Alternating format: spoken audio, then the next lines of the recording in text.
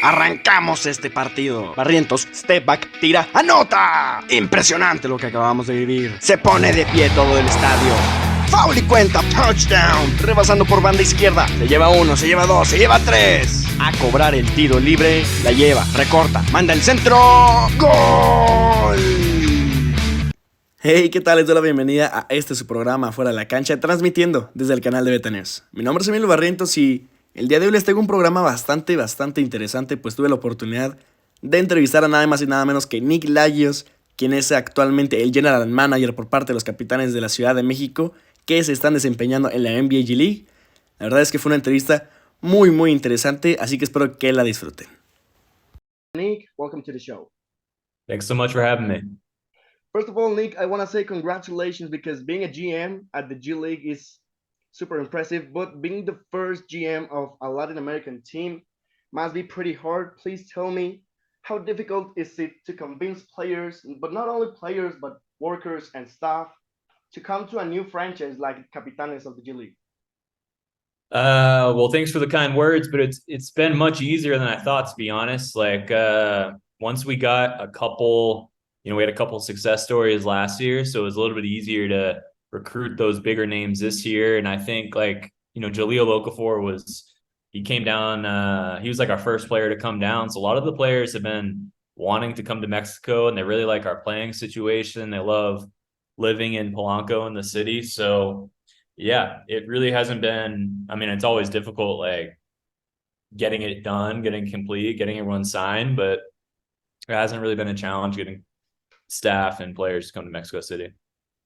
Yeah, but I imagine that it might be hard because it's a new franchise like the Toronto Raptors. Not everyone wants to go there because of the cold, but in Mexico City, it might be a little bit more similar to San Diego or something like that. Yeah, and it's like a lot of agents, players, they didn't really know about our situation because we're not like a normal G League team. We don't have an NBA affiliate, but I think as we explain to the players and their agent, it's a pretty good situation to play in because there's no NBA contracts. It's an awesome city, good climate. So yeah, I did have to explain a lot of what our season's going to look like, that they can get called up to any team, that the apartments are like amazing. There's a lot of questions like that players have, but we were able to answer those. And yeah, it's been we've had a lot of close wins, and I'm just glad that we've got those close wins. Yeah, of course. Number 3 at the conference, it's not quite easy. Nick, in the last few months, there has been speculations of the NBA making an expansion, and the important thing is when and where. Seattle, Las Vegas, and also Mexico City are options to have an NBA franchise. And most of the media says that probably this happens at 2024. In your perspective, which options of the ones that I mentioned have more opportunity to be again or for the first time in the NBA? Yeah, I just know the basketball side of the Capitanes, and I don't really know the business side. I've been to like those places. They're great cities, but I don't really know like anything other than that, other than me as a tourist in those cities. But I can speak on Mexico City. Like I know the basketball side, like our practices have been going well. The games have been going amazing. More and more fans are coming, but I don't know anything on the business side on if like that means we can be an NBA team immediately. Obviously that's a goal of ours, but I think stuff like that just takes some time. Of course, Nick, in your perspective, having this background of working with the South Bay Lakers and right now with the Capitanes, what do you prefer, to be independent, not having an affiliate at the NBA, or work like the South Bay Lakers with, like a big brother like the Lakers? Yeah, there's definitely there's positives and negatives with that, but I think being independent, not having an NBA parent team is my preference, and just that we get to make all the decisions that we'd like. When there's an NBA team, there's a lot of other voices on what should be done and what are the goals of the team. But with Capitanes, it's really just Ramon and my and the staff's like opinion on what we should do is what we do. So yeah, I like our kind of independence that we get. Yeah, of course, being an independent is so cool, actually. Yeah, it makes it As a much G easier. League team, all the players have the opportunity to have a call up for an ABA team. But thanks to that, during the whole season, probably there's gonna be a lot of changes in the roster. How do you deal with these stressing, problematic situations that I actually don't want to call a problem, because at the end of the day, it's good for the team because you emigrate another player to an NBA team. So how do you deal with this problem along the season? Yeah, I mean, it's definitely difficult. And I always joke like I'd love to give a 4-year contract out to some of our best players, but we can't do that. But it is difficult. You just always have to be planning ahead. And that's what we'll do as a staff. That's what I'm constantly doing. Like if we're anticipating losing a player, or even if there's a chance of losing a player, or if, a team asks me about a player overseas, I'm like, oh boy, like what happens if we lose this player? Then we're always kind of very rarely are we like caught off guard, like, oh my God, what do we do? Like usually almost always there's like kind of already a plan in place. If we do lose this certain player, then we are going to try to sign this certain player. So, but yeah, it's difficult. I mean, the NBA, EuroLeague, especially the NBA, you get those long-term contracts, and that'd make my life really easy, but it makes it fun too, just having a lot of turnover. It's kind of like within one G League season, I get like 4 years of basketball experience, just with the roster always changing and stuff like that. So I don't know. There's definitely makes my life a little more difficult, but it's pretty fun too. Yeah, and also because you get to know along all the players, not only on the court, but also personally. And I imagine that you get to know what they truly want, because, like in the case of Bruno Caboclo, he was at the Capitanes, and he went to Germany, and also to Shabazz Napier. But also these big stars like Jalil Okafor and the Manimal. How do you deal with these big superstars that are in the G League, but they also trying to get to the NBA team? Yeah, they're trying to get to the NBA, but there's, like with Shabazz and Bruno, obviously NBA was a goal, but it's not an official call up going to the teams that they went to. But we're definitely as a staff going to kind of treat those as like a half call up of sorts. If you come to us and go to a EuroLeague team or a Euro Cup team, and I think Bruno was like on Euro Cup team of the month. I mean, I consider that a success story. Those are amazing jobs for those guys. So, but it is kind of fun getting to know the guys, and that's I think one of my most favorite parts of working in basketball. Like everyone thinks it's about like winning and championships, and that's obviously fun, but those relationships that you get over time, I think that's the best part. Yeah, and you mentioned the World Championships, Nick. Right now, Capitanes is number three at the Western Conference, earning a playoff spot. Actually, is the playoffs a win for Capitanes? Is the main goal, or is it to develop the players so they can make it to the NBA? What's the main goal for Capitanes this season? Definitely both. I mean, I think we have multiple goals, but we do want to win, and because I mean, everyone loves winning, and our fans love winning. But we also want to develop our guys, whether they get to the NBA or they come back to us next year and get a good deal overseas. But we do want our players to get better, but we also want to win at the same time. Um, yeah, there's multiple goals for sure with what we're trying to do, which makes things difficult sometimes, but that's a G League. Of course, Nick. Even Capitanes is placed in Mexico City. It doesn't only represent Latin America. When you have people like Ramon from Spain, and also your Greek side, your Greek roots, is the Yep. international brand what makes Capitanes so unique in difference to other teams, or what does Capitanes have so they can be different to other G League teams? Yeah, I mean that's a goal of ours and the league. We want most of our roster to be Latin American. We want to give guys from Latin America an opportunity to hopefully make it to the NBA or, again, go overseas like I've been talking about. So I think that's a massive goal of ours.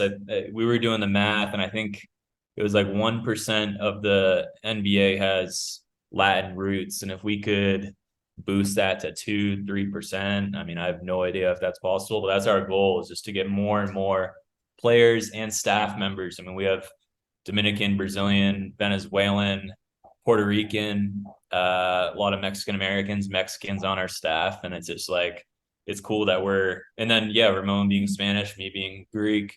I think kind of fun on how international our whole organization has become. Yeah, and of course, making Capitanes an international team. Also, in the roster, you can see how different the players are. Like how different is it to see Bruno Caboclo and Jalil Okafor? It's so different. So because of the background that they have, right? 100%. And then 100%, there's different styles of play. There's different mentalities on life. And I think it's just cool. That's like the best part of sports is when you get all those different cultures together and you have the one common goal of winning and, being a team together. That's just kind of what makes sports a beautiful thing. So yeah, I think it's awesome that the league and what we're trying to do is like, it's just bigger than sports. I was just at Basketball Without Borders in All-Star weekend, and it was just, I think it was 50 or 60 boys from all over the world. They just, every like corner of the globe, there was players from, and I just think that's the coolest thing with sports. Yeah, of course. Sports obviously unifies cultures. Nick, Mhm. getting sponsors at any sports team, it's so difficult. Please tell me the secret to have big sponsors like TSAT and Capitan and Mercado Libre as a brand new G League team. Well, I'm probably the last person to ask on that. I really don't know, but I think our sponsorship and business side has done like a great job. I mean, those are huge brands, like having AT&T on our jersey.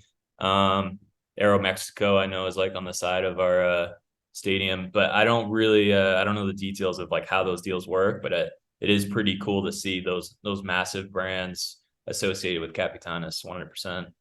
Yeah, don't worry about that.